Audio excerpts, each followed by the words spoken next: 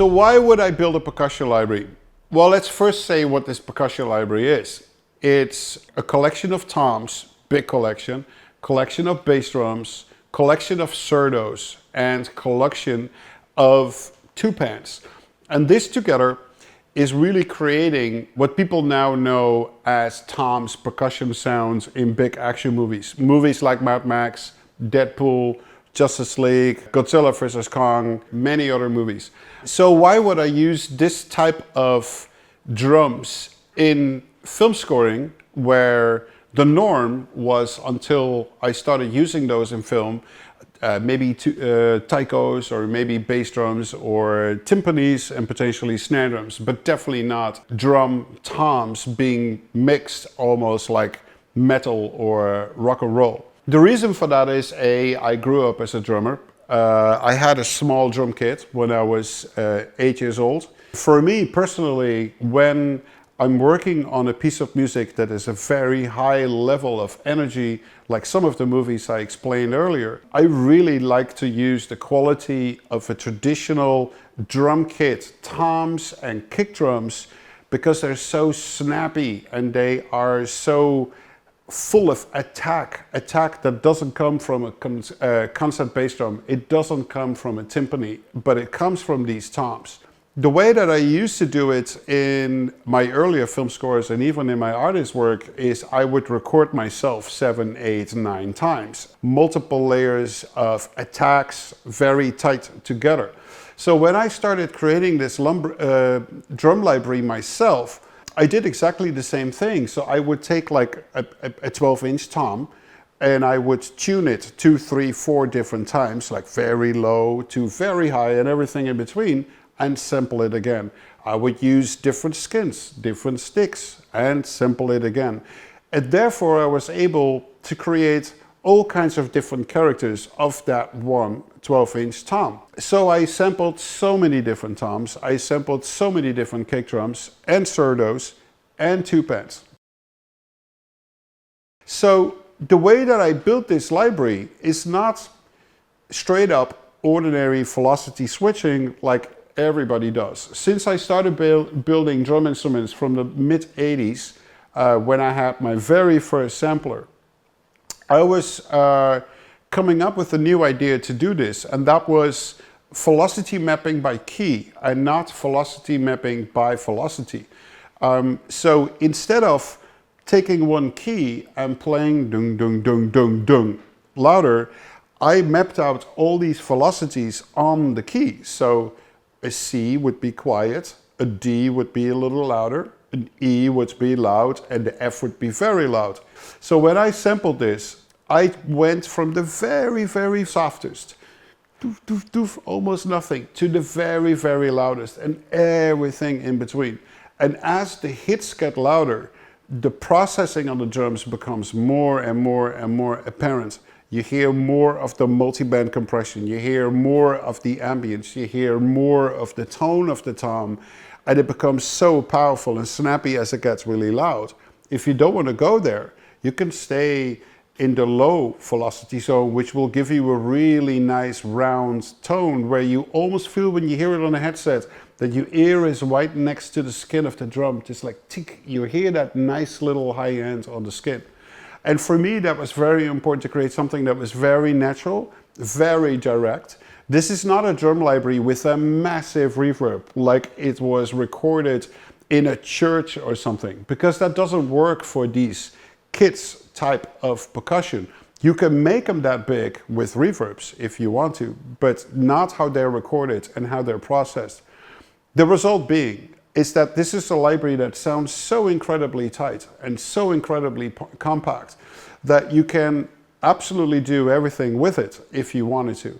And this can be used by trailer composers to create that insane slamming track towards the end with a massive riser on top. This will be a library that will give you attack and power and character like no other library out there. Then there are the film composers that can really use this to create a percussion track that is more interesting than just your standard orchestral bass drums, taikos and the timpanis. This is also really interesting for any modern music producer out there. I've used this in dance tracks. You can just imagine with the surdos alone, you can make a slamming samba rhythm, you know, that sounds like it comes straight from Brazil, and mix it with electronic music. You can use this in rock music. You can use this in hip hop music. The way to use this library is countless. And it all comes down to your creativity, how you want to use this library. I'm giving you the tools because this is what I thought I needed. That's why I sampled this. That's why I mixed this library. And that's why I have been using it for 7 years, and I will be using it in the future. Which means that you will actually have access to exactly the same library that currently is living in my template that I did all these movie scores with, and I will in the future. I played everything myself, I recorded everything myself, I mixed it myself, I mastered the samples myself as well. Hand in hand with the JXL Brass, you guys now have two aspects of my setup that are completely the same that I have it currently, which is that brass, that percussion, which is exactly the same, the way that I'm using it right now.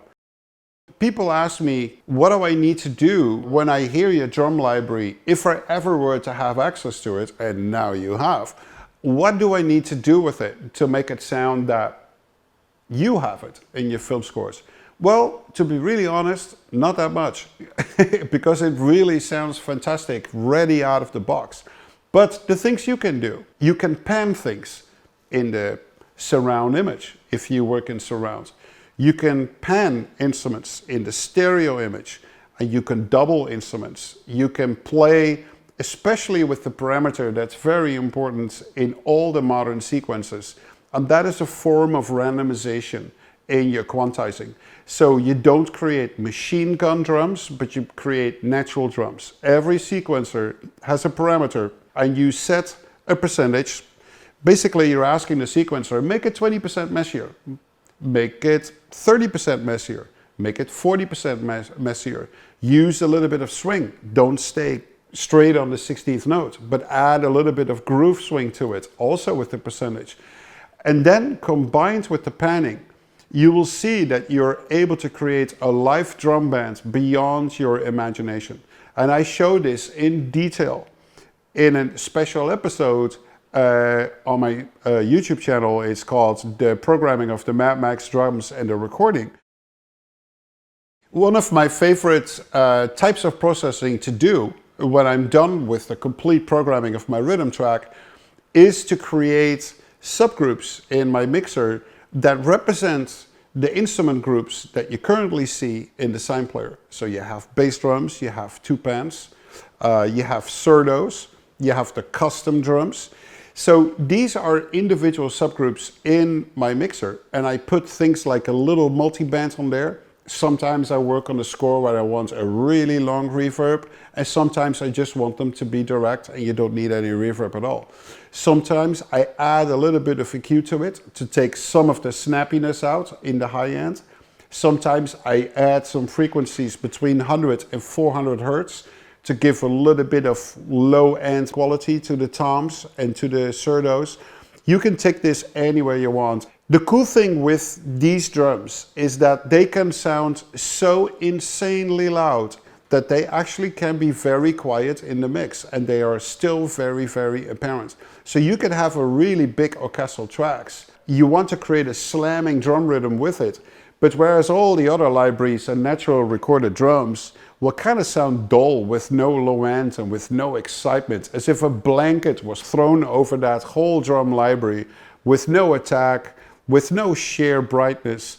And you feel like you need to make your drums louder and louder, but as you do, you got to create a mess in the arrangement, because now things are becoming louder in your drum libraries that you don't want to hear when you work with orchestral tones or with synthesizers. You now start to hear the tuning of the drum, and it interferes with the key that you're in. Now, these are things you can still do with my library if you want to, by filtering the high end off for certain mid-high range frequencies, or programming quieter and make everything louder. But if you want a big orchestral track or a big electronic track and you want that snappiness of like 15 drummers at the same time, this library is perfect for that. Because you can program them in the higher velocities and you just mix them in a little bit and it's going to give an energy to that track that was never there before.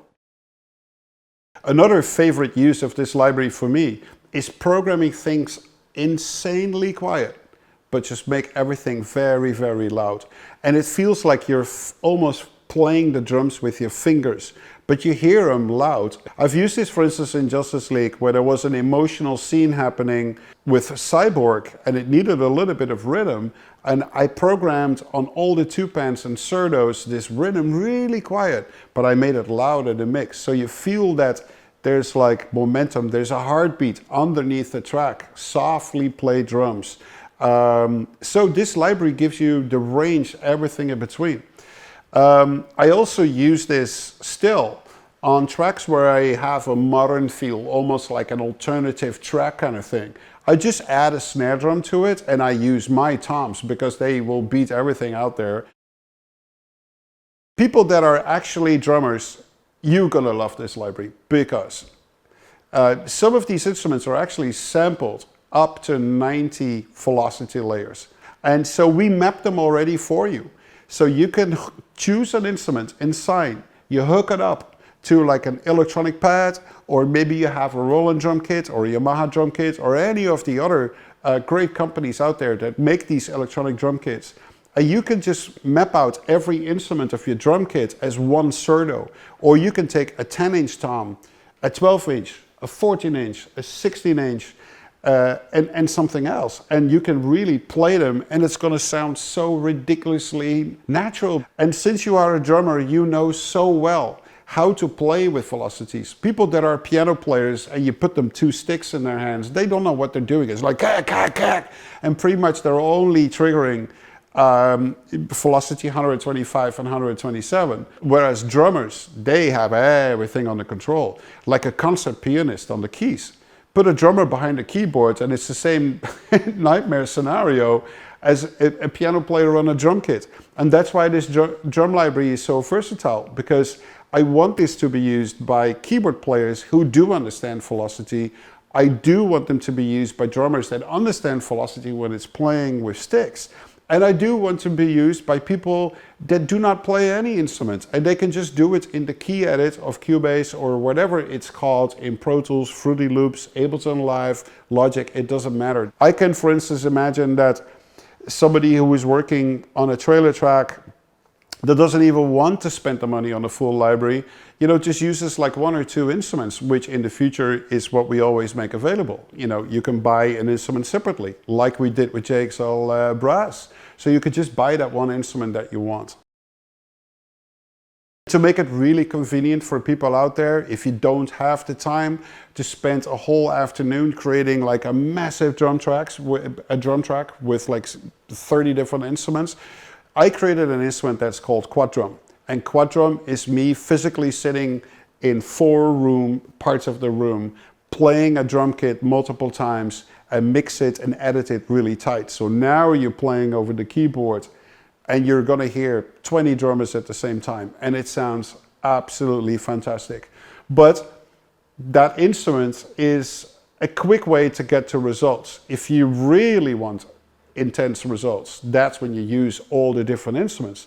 Because now you can make a drum arrangement with 10 drummers. It's not just rakakakakang, rakakang, kang, kakakakang, kakakakang, kang on 20 different instruments all playing the same time. You can just really make an arrangement where it's just like droom, kakakagong, kakagogogogogong, and that with 20 drummers playing at the same time. This is exactly the technique that I used on 300 Rise of an Empire, on Mad Max, and on Justice League, by making drum arrangements for my library. So you have a strong drum rhythm, you have a strong drum arrangement, and this library gives you all these tools. So does this library replace timpanis and bass drums and taikos? By no means. It's an addition to it, and a very welcome addition. Because I use still timpanis, I still use big orchestral bass drums, and I use orchestral gongs. But this drum library is the heart of my sound. It's what I introduced in Hollywood.